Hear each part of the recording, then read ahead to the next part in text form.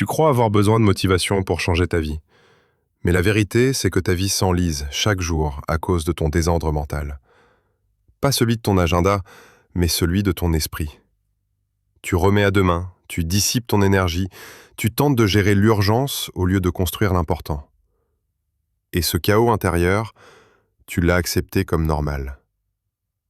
Pourtant, chaque minute que tu vis dans la confusion organise ton échec. Cette vidéo n'est pas une leçon de productivité, c'est une alarme mentale. Parce qu'il existe un mécanisme fondamental que personne ne t'enseigne. S'obliger à mettre de l'ordre dans sa vie, même quand on n'en a pas envie, est le point de départ de toute ascension. Si tu restes jusqu'à la fin, tu découvriras une vérité que seuls les esprits disciplinés peuvent entendre. Abonne-toi, reste concentré et prépare-toi à déraciner ce qui sabote ton pouvoir. Ton cerveau n'a pas été conçu pour te rendre heureux. Il a été conçu pour te garder en sécurité. Et pour ton cerveau, l'ordre est une menace. Parce qu'organiser ta vie demande de faire face à tout ce que tu as laissé s'accumuler. Les décisions évitées, les responsabilités négligées, les blessures non soignées. Le chaos, lui, est confortable. Il te donne une excuse pour ne pas affronter ce qui compte. Dans un monde saturé de distractions, ta concentration est sabotée, ta volonté affaiblie, ton attention éparpillée. On t'a appris à réagir, pas à structurer, à chercher l'émotion, pas la direction. Pourtant, tout ce qui te détruit commence par un manque de clarté. Et tout ce qui te construit commence par une organisation mentale rigoureuse. Ce n'est pas une affaire de méthode, mais de guerre intérieure. Celui qui refuse de mettre de l'ordre dans sa vie construit son propre effondrement. Tu ne peux pas construire une vie forte avec un esprit dispersé. C'est la première fracture que presque personne ne veut voir. L'organisation n'est pas une option pour les esprits faibles. C'est un devoir pour ceux qui veulent survivre à leurs propres contradictions. Avant de changer ton monde extérieur, tu dois affronter les ruines mentales que tu portes en silence. C'est là que tout commence. Le premier mécanisme que tu dois comprendre, c'est que le désordre t'offre l'illusion du contrôle. Parce qu'en réalité, il te permet de te cacher derrière lui. Quand tout est flou, éparpillé, désorganisé, tu peux toujours dire « Ce n'est pas encore le bon moment. J'ai trop à faire. Je suis débordé. » Et ces phrases deviennent un mur entre toi et la rigueur que tu redoutes. Ce n'est pas un manque de temps qui t'empêche d'avancer. C'est ton besoin inconscient de rester dans une zone que tu maîtrises, même si elle est toxique. Le désordre mental te donne un faux sentiment de liberté, alors qu'il te paralyse. Tu crois avoir le choix, mais tu n'as que des déroutes. Chaque jour que tu passes sans ordre est un jour où tu recules, même si tu bouges. Le vrai pouvoir commence quand tu imposes une structure à ta vie, non pas pour te brider, mais pour canaliser ta force. Organiser, c'est dominer. C'est poser des limites, choisir l'essentiel, trancher dans la confusion. Et cela demande un courage que beaucoup n'ont plus. Mais toi, si tu veux que ta vie cesse de t'échapper, tu dois commencer à faire ce que les autres repoussent. Remettre chaque chose à sa place, dans ton agenda, dans ton esprit, dans ton environnement. Parce que l'ordre est la première forme de puissance. Le deuxième mécanisme que tu refuses de voir, c'est que ton esprit reflète exactement l'état de ton environnement. Tu crois peut-être que tu peux penser clairement au milieu du chaos, que ton intelligence fonctionne indépendamment de ce qui t'entoure. Mais c'est un mensonge dangereux. L'espace dans lequel tu évolues chaque jour modèle ton cerveau. L'encombrement visuel alourdit ton mental. Le bruit étouffe ta lucidité. Le désordre alimente ton agitation intérieure. Et plus tu t'y habitues, plus tu oublies que ce n'est pas normal. Le chaos devient ton standard. Ton regard ne le voit plus, mais ton inconscient en subit chaque conséquence. Il sature, il se tend, il déraille. Tu perds ton calme, ta concentration, ta volonté. Et ce que tu interprètes comme de la fatigue, de la démotivation ou du stress n'est souvent qu'une réaction à l'environnement que tu tolères. Ce n'est pas l'extérieur qui doit te motiver, c'est l'intérieur qui doit s'imposer. Et cet intérieur commence par l'ordre. Quand tu nettoies ton espace, tu nettoies ton cerveau. Quand tu planifies tes journées, tu clarifies ta pensée. Quand tu structures tes priorités, tu renforces ton identité. L'ordre visible te renvoie une image de rigueur. Il devient un miroir. Il te dit que tu es capable. Il te rappelle que tu diriges. À l'inverse, vivre dans le désordre, c'est s'envoyer chaque jour un message silencieux. Je ne contrôle rien, je subis. Et ce message te programme. Tu commences à croire que tu ne peux pas changer, que ce n'est pas si grave, que tu peux vivre ainsi encore un peu. Et pendant ce temps, ton potentiel se gaspille. Le désordre n'est pas une faute esthétique, c'est une démission intérieure. C'est ton cerveau qui attend que tu prennes enfin le commandement. Le troisième mécanisme que tu sous-estimes, c'est que chaque décision non prise devient un poids mental invisible. Ce n'est pas le temps qui te fatigue, c'est l'accumulation silencieuse de tout ce que tu refuses de trancher. Chaque hésitation que tu laisses traîner, chaque action que tu repousses, chaque tâche que tu ignores, tout reste là, en suspens, comme une fenêtre mentale ouverte. Et ton esprit, lui, ne les oublie pas. Il tourne en arrière-plan, il s'épuise, s'encombre.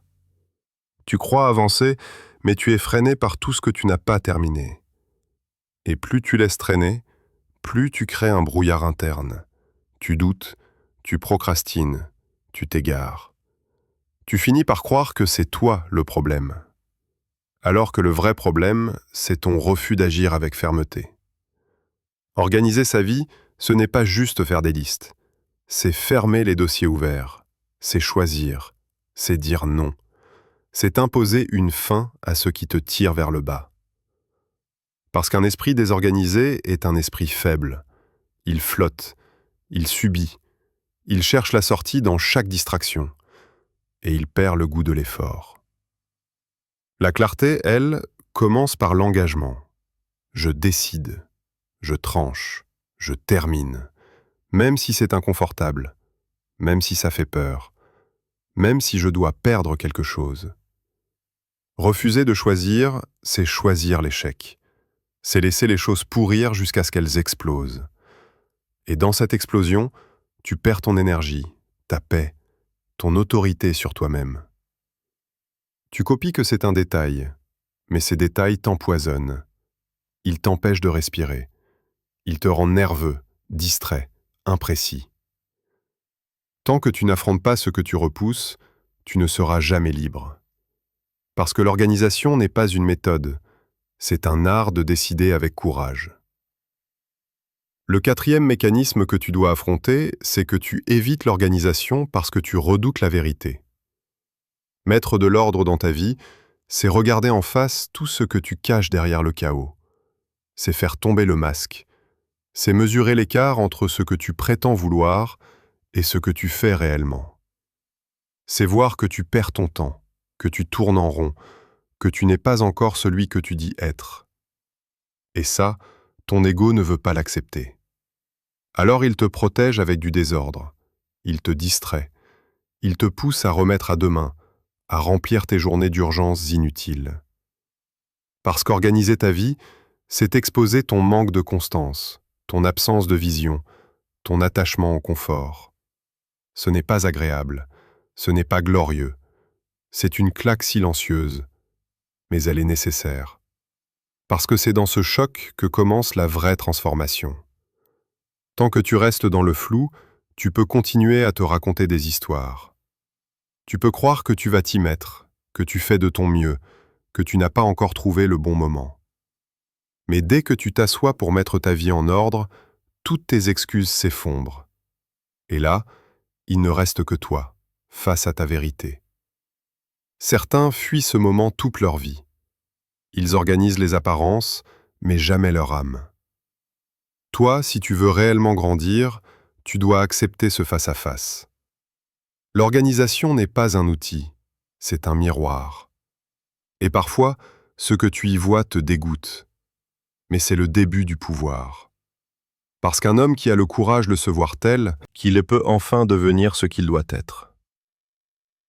Le cinquième mécanisme que tu dois intégrer, c'est que ta volonté s'effondre dès que ton esprit perd ses repères. Tu peux avoir des objectifs clairs, des rêves puissants, même une discipline passagère. Mais si ton mental n'a pas de structure interne, tu vas flancher. Parce que la volonté n'est pas une flamme permanente.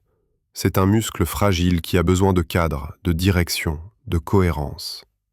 Et chaque jour où tu laisses ton esprit dériver sans ordre, tu affaiblis ta capacité à décider, à résister, à persévérer. Ce n'est pas un manque de motivation, c'est un manque d'architecture intérieure. Un homme fort n'est pas celui qui agit quand il se sent bien. C'est celui qui avance parce qu'il sait exactement où il va, pourquoi il y va, et ce qu'il doit faire maintenant, sans négociation. Tu crois peut-être que ta volonté te fera réussir. Mais ta volonté, sans repère, est un esclave de l'humeur. Elle cède à la fatigue, au doute, à l'envie de fuir. Elle obéit au bruit au lieu d'obéir à ton ordre. L'organisation personnelle est ce qui donne à ta volonté des rails solides, un système clair, un ancrage. Elle transforme ton énergie brute en trajectoire. Sans elle, tu déploies des efforts, mais dans toutes les directions à la fois. Tu t'épuises sans avancer. Et à force de répéter ce cycle, tu perds confiance en toi. Tu te dis que tu es instable, que tu manques de force.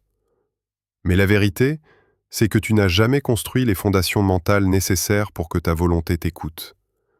Ce n'est pas une question d'énergie, c'est une question de structure. Et c'est là que tu dois reprendre le contrôle. Écris en commentaire, quelle est la première chose que tu dois remettre en ordre dans ta vie, sans plus attendre? Tu ne pourras jamais construire une vie puissante sans descendre au cœur de ton propre mental.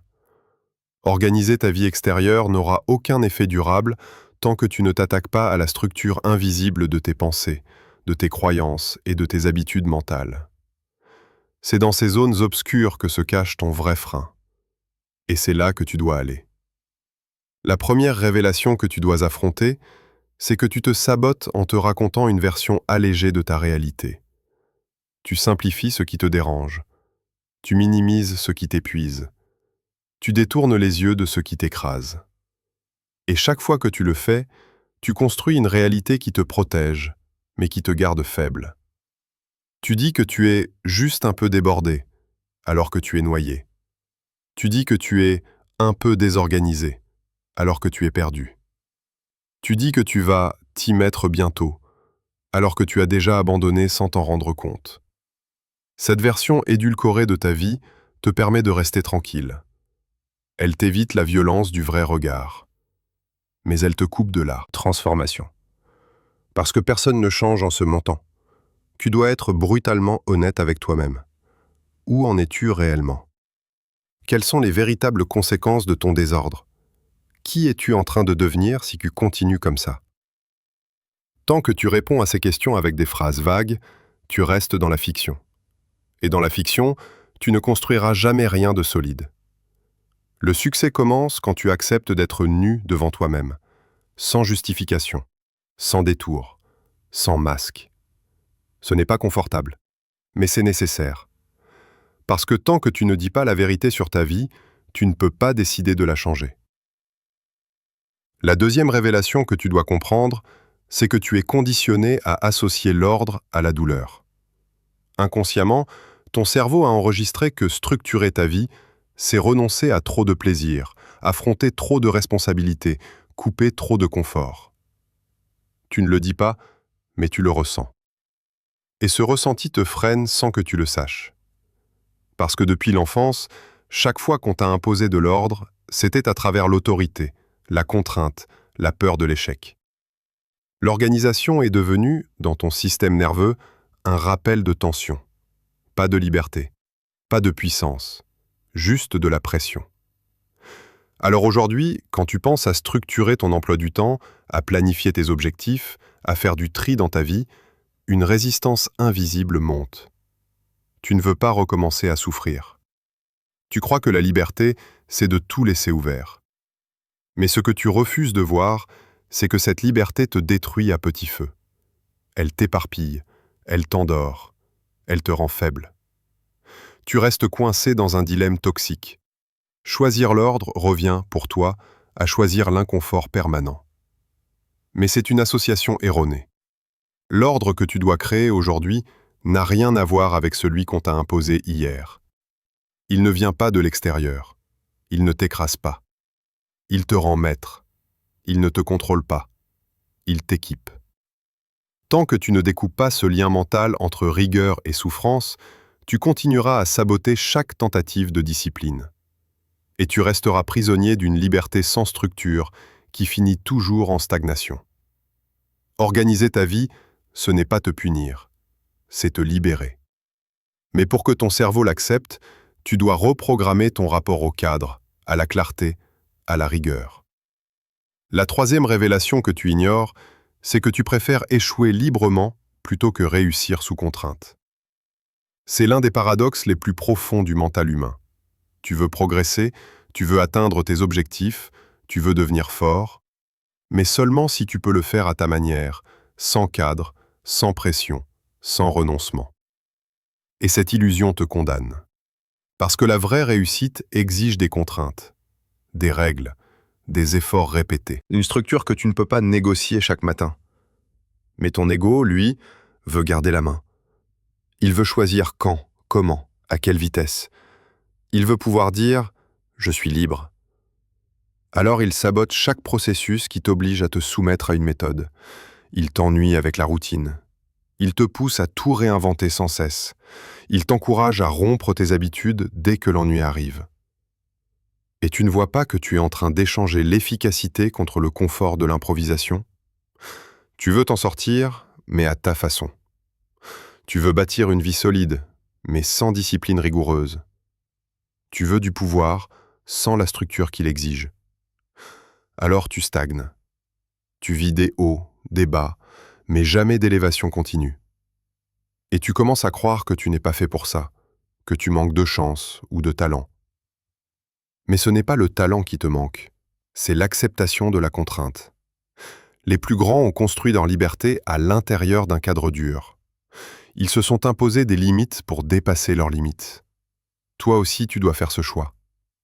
L'ordre ne tue pas ta liberté, il la rend réelle. Parce que sans contrainte choisie, tu vis une liberté de surface, sans impact, sans ascension. La quatrième révélation que tu dois regarder en face, c'est que ton identité est construite sur ce que tu fuis. Ce n'est pas ce que tu poursuis qui te définit le plus, c'est ce que tu refuses d'affronter. Et tant que tu continues à éviter l'organisation, la rigueur, le cadre, tu nourris une image intérieure de toi-même fondée sur l'évitement. Tu deviens celui qui commence sans finir, celui qui improvise, celui qui gère à l'instinct. Tu t'identifies à cette version brouillonne de toi parce qu'elle te permet de ne pas te confronter à ta vraie puissance. Organiser ta vie, ce serait admettre que tu peux être plus. Et cette possibilité te fait peur. Parce qu'elle viendrait avec une nouvelle responsabilité, celle de ne plus avoir d'excuses. Si tu étais discipliné, organisé, stratégique, alors chaque échec serait vraiment de ta faute. Alors tu préfères garder le flou, rester celui qui essaye, qui explore, qui tâtonne. Tu vis dans l'entre-deux. Et plus tu restes là, plus tu te convaincs que c'est ta nature, que tu es comme ça. Mais ce n'est pas vrai, ce n'est pas ton identité. C'est un rôle que tu répètes pour ne pas te dépasser. Et ce rôle devient une prison. Chaque jour, tu agis selon cette version de toi, sans même t'en rendre compte. Tu confirmes ton propre mensonge, et tu bloques ta croissance. Pour sortir de ce cycle, tu dois redéfinir qui tu es, à partir de ce que tu décides d'affronter. Si tu choisis aujourd'hui d'organiser ta vie, tu ne fais pas qu'agir différemment. Tu deviens différent. Tu changes de nature mentale, et ce changement est irréversible. L'ordre n'est pas une tâche à accomplir. C'est une rupture intérieure, une déclaration silencieuse. Je ne suis plus celui que je fuyais. La cinquième révélation que tu ne veux pas entendre, c'est que ta rigueur dérange ceux qui ont renoncé. Dès que tu commences à structurer ta vie, à imposer de l'ordre dans ton emploi du temps, à choisir des priorités, à dire non à ce qui t'affaiblit, tu provoques une gêne chez les autres. Pas parce que tu leur fais du mal, mais parce que tu les obliges à voir ce qu'eux refusent de faire. Ton organisation devient un miroir.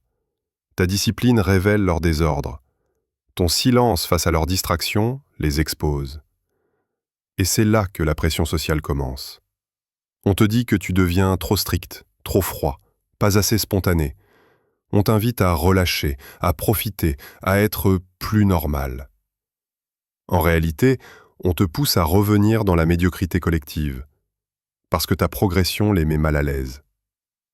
Et si tu n'es pas préparé, tu vas céder. Tu vas saboter ton système pour redevenir acceptable. Tu vas cacher ton planning, diminuer ton ambition, justifier ta rigueur comme si c'était une maladie. Mais tu dois comprendre une chose. Dès que tu choisis l'ordre, tu deviens marginal. Parce que tu choisis une trajectoire que peu de gens ont la force de suivre. Tu ne peux pas vouloir te transformer sans déclencher des résistances, ni en toi, ni autour de toi.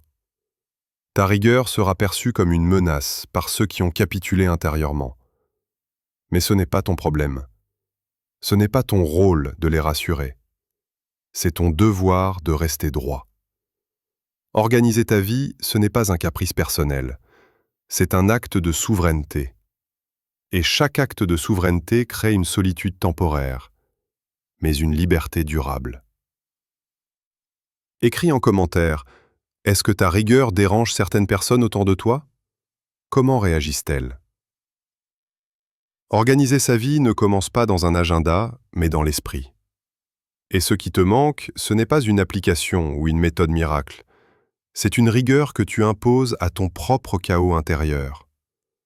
Tu dois apprendre à t'ordonner toi-même, chaque jour, même quand tu n'en as pas envie. C'est là que se forge la vraie discipline. La première pratique que tu dois instaurer, c'est l'écriture quotidienne de ton plan de bataille. Chaque matin, avant de plonger dans le bruit du monde, tu dois t'asseoir, ouvrir un carnet ou une page blanche et écrire ce que tu dois affronter. Pas ce que tu espères, pas ce que tu pourrais faire, mais ce que tu vas faire. Concrètement, précisément, sans excuse. Cette pratique te force à structurer ton chaos mental. Elle transforme ta confusion en clarté. Elle arrête l'hémorragie invisible de l'indécision. Et surtout, elle t'oblige à redevenir responsable. Tant que tes objectifs restent dans ta tête, ils flottent. Tu peux les adapter, les contourner, les oublier. Mais quand tu les écris, tu les incarnes. Tu signes un engagement silencieux avec toi-même. Et plus tu le fais, plus ton esprit apprend à obéir. Cette écriture n'est pas un rituel mystique, c'est un acte de guerre. Tu déclares que tu refuses de subir ta journée. Tu choisis de la modeler. Et dans cette répétition quotidienne, ta volonté se renforce.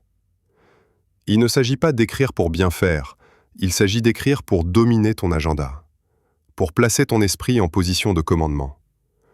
Même si tu n'accomplis pas tout, tu es en mouvement structuré. Et ce mouvement construit ta stabilité mentale. Écrire, c'est te réveiller. Ne pas écrire, c'est te rendormir mentalement. Un esprit organisé commence par une main qui trace le chemin.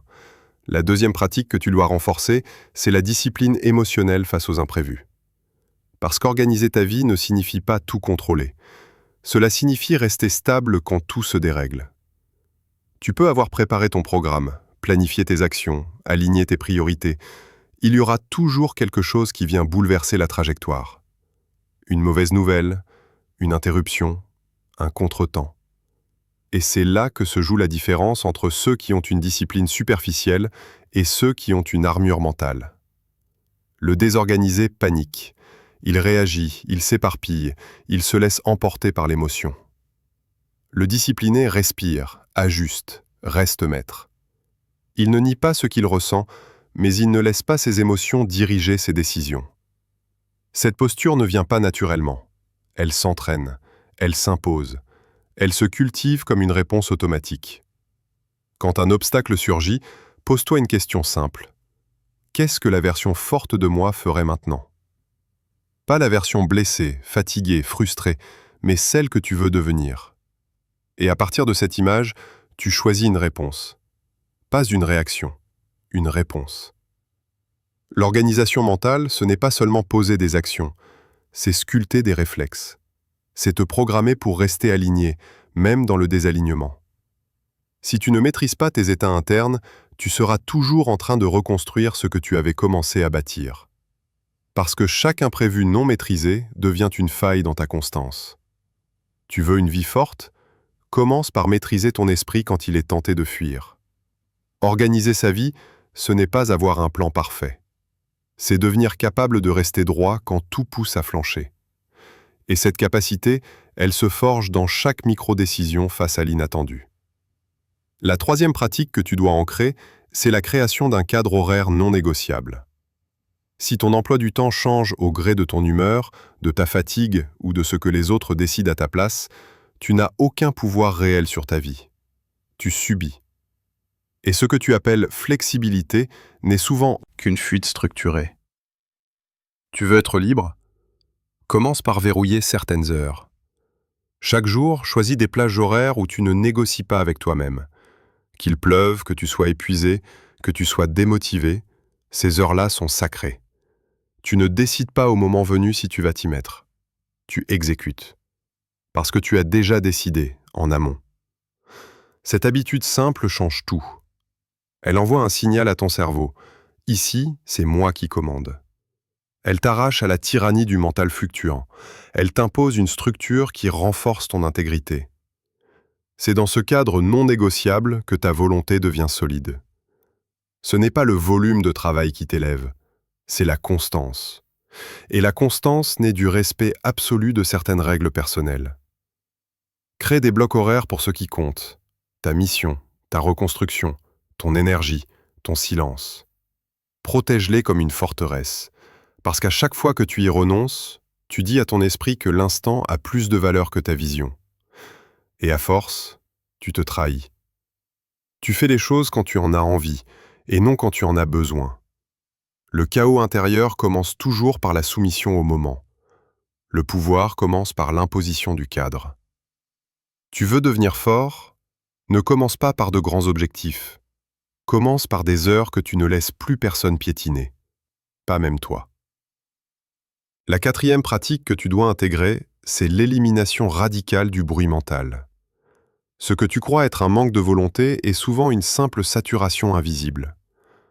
Tu ne peux pas avoir de clarté intérieure si ton esprit est en permanence parasité par des pensées non traitées, des notifications incessantes, des dialogues internes contradictoires. Tu laisses entrer trop d'informations, trop de distractions, trop d'urgences qui ne t'appartiennent pas.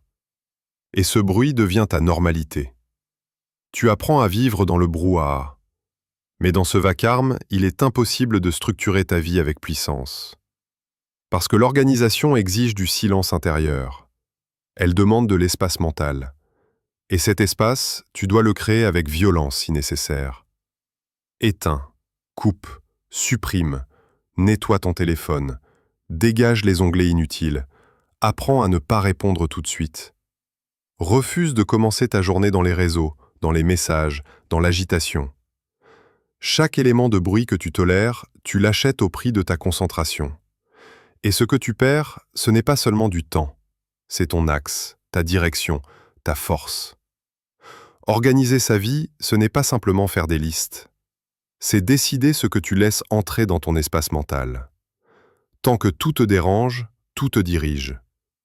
Tu deviens le jouet de chaque vibration, chaque alerte, chaque pensée intrusive. Et dans ce chaos, tu n'as plus de colonne vertébrale.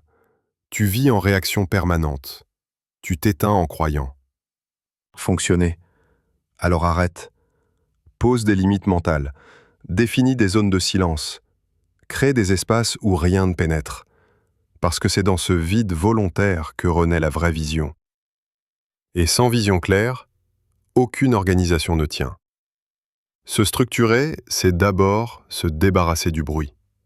La cinquième pratique que tu dois maintenir, c'est la réécriture hebdomadaire de ta direction de vie. Parce qu'organiser ton quotidien n'a de sens que si tu sais pourquoi tu vis. Et ce pourquoi, tu dois le revisiter, le redéfinir, le réancrer chaque semaine. Pas pour le plaisir de réfléchir, mais pour te recentrer. Pour ne pas te perdre dans l'automatisme, pour garder ton esprit connecté à l'essentiel. Une fois par semaine, prends 1 heure. Coupe tout. Pose-toi la seule question qui compte. Est-ce que ma vie actuelle m'emmène là où je dois aller? Et ne te mens pas. Ne maquille pas les réponses. Si tu sens un écart entre ta direction et tes actions, ajuste. Réécris. Clarifie.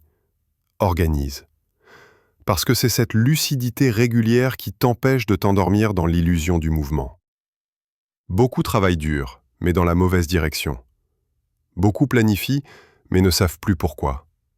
Leur vie devient un agenda rempli, mais vide de sens. Tu dois t'imposer ce recalibrage, non pas comme une obligation extérieure, mais comme un acte de souveraineté intérieure. Tu ne te contentes pas d'exécuter, tu diriges. Et diriger, c'est interroger le cap. C'est corriger la trajectoire, c'est réaffirmer la mission. Cette pratique, aussi simple qu'elle semble, te distingue de 90% des gens. Parce qu'elle te reconnecte à ta force, à ta conscience, à ton pouvoir de décision. Organiser sa vie sans but, c'est construire une forteresse sans savoir ce qu'elle protège. Toi, tu ne peux pas te permettre ça. Ta clarté est ta survie. Et cette clarté se cultive chaque semaine, dans le silence, dans l'écriture, dans l'ajustement honnête. Tu n'as pas besoin d'un nouveau système, tu as besoin de regarder ta vérité en face et de la transformer en direction. Tu as peut-être passé ta vie à croire que ton problème, c'était la motivation. Que tu n'avais pas assez de courage, pas assez d'énergie, pas assez de discipline. Mais ce que tu viens de comprendre, c'est que ton vrai problème, c'était le désordre. Un désordre subtil, sournois, accepté. Un désordre dans ta manière de penser, dans ton rapport au temps, dans ton environnement, dans ta vision. Et tant que ce désordre règne, aucune motivation ne tient. Aucun effort ne dure. Aucune transformation ne se stabilise. Ce que Brian Tracy a toujours compris, et que peu de gens appliquent, c'est que le succès n'est pas une question de talent. C'est une question d'ordre intérieur. Tu n'as pas besoin d'attendre le bon moment. Tu n'as pas besoin de ressentir l'envie. Tu dois. Juste décider que le désordre ne sera plus ton refuge. Tu dois t'obliger à organiser ta vie.